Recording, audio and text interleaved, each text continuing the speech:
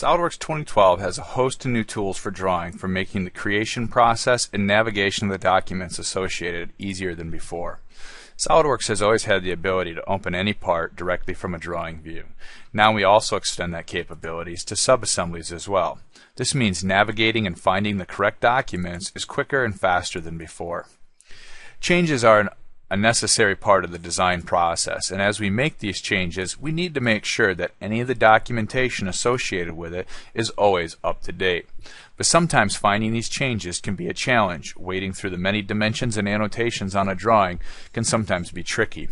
SOLIDWORKS 2012 makes this easier than ever before by highlighting any changed dimension values on a drawing sheet.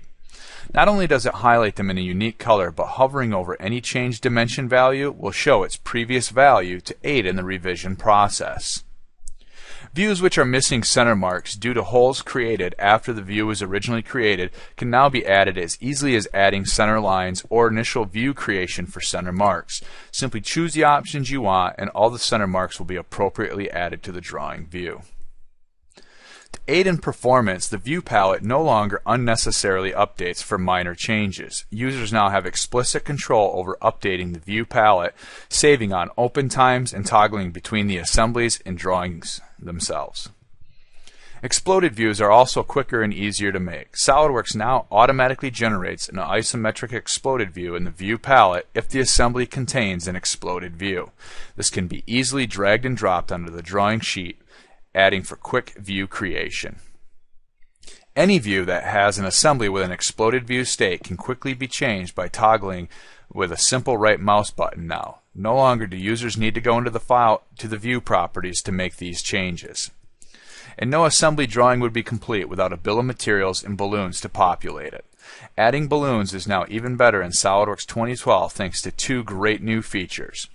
As we auto balloon, we have a new option to sequentially order the balloons around the drawing view. Users can even specify which balloon they want to be the first in the sequence. They can be reset at any time to quickly create these balloons. You'll notice that balloons also have a new object associated with them called a magnetic line. Users familiar with 3D via Composer will already immediately recognize the benefits of using this tool. Balloons and annotations can be quickly and easily snapped from one magnetic line to the other. They can be even equally spaced along that magnetic line. This way users can create just the right drawing with the balloons exactly the way they want.